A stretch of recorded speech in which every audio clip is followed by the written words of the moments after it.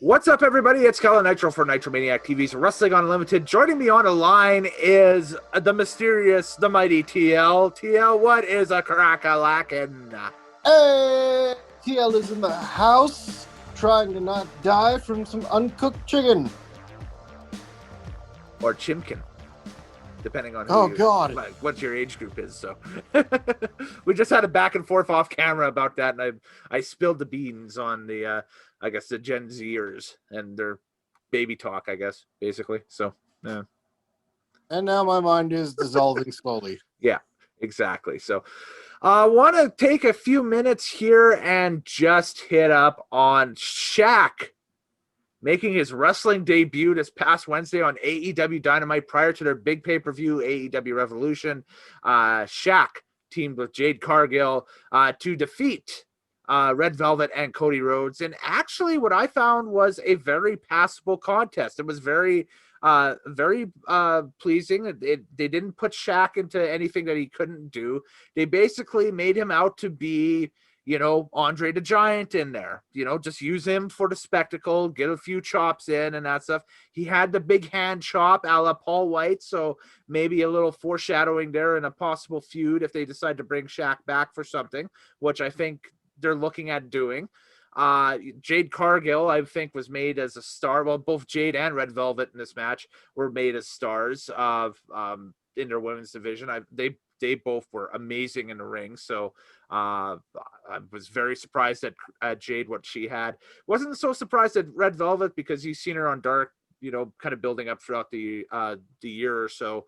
And this was kind of her first major angle on Dynamite and that stuff. But TL, I'm not sure if you've seen the entire match or not, but I'm sure that you've seen some clips from what you've seen on clips and Twitter and everything. What did you think?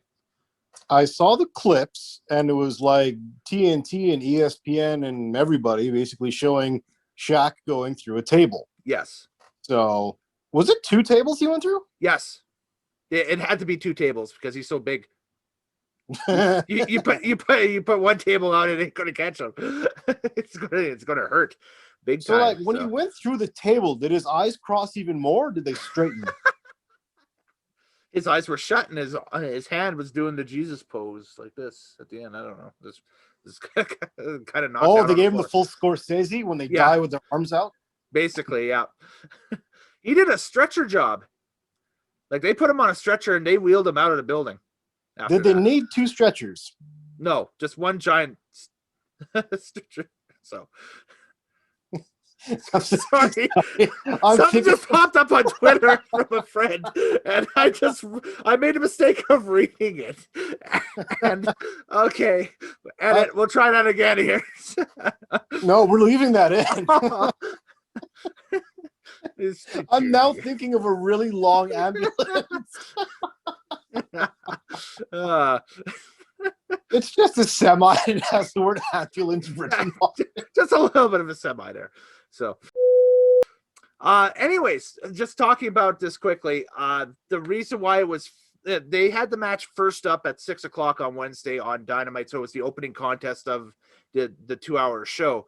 The reason why they did that was so those highlights could end up on SportsCenter, on TNT, you name it, all the sports publications, Bleacher Report. You run them down basically. It's an easier turnaround to report on something that happens at 6:00 than it is right up to their broadcast time at, what is it, like 8 or 9 or something like that, typically on the East Coast. So that's the only reason why they had that match go first, I think, was I think they wanted to keep the big rating going through, and the rating ended up in the 900,000s for this week for Dynamite. But I'm not necessarily sure if it would have cracked 1 million. See our last video and the big diatribe over that because of our reasonings and whatever for those for that reason, I guess. But it was as far as celebrity spectacles go, it was a celebrity spectacle. Yep, that's pretty much it, and that's all it is. And it's funny, I mean, in like news and in journalism, because I'm a bit from that background. It always the rule is always give your best stuff off the top, Yes. which is the opposite of like combat sports where it's have your build to your main event. Yeah. So I guess AEW pulled a little bit of a news entertainment type of thing where it's like, all right, let's throw this off the top. Let's get it out the way. Not get it out the way, but I mean, show the people what they wanted to see right away. And if we can keep them, maybe. All right.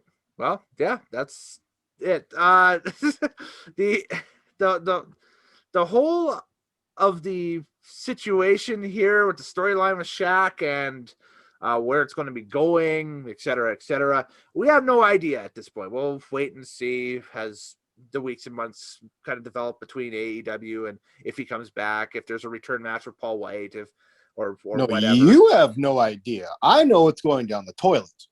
Okay. What more can they do? Shaq got to do his wrestling thing. TNT has now had a Hall of Fame basketball doing wrestling on TNT thing with Malone, Rodman, and now Shaq. Yep. I'm just kind of waiting for like when, I don't know, like Iverson or something shows up.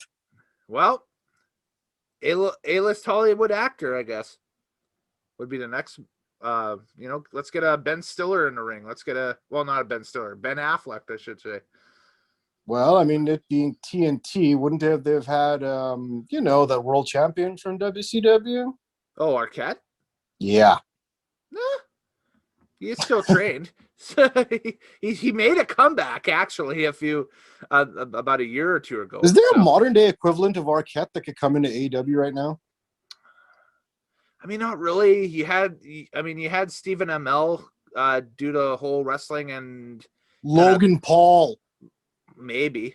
Yeah, Logan Paul. Okay. Yep. Yeah, definitely. And he would walk in and you build him like McGregor. Like he walks in and he is the most hated individual on the planet. You let him be the most hated individual on the planet. You let him run down the industry from top to bottom and just be nuclear jackass. Full nuclear jackass. That's it. And then they give him the title. Wait. Oh, right? Saucy. I wouldn't go that far.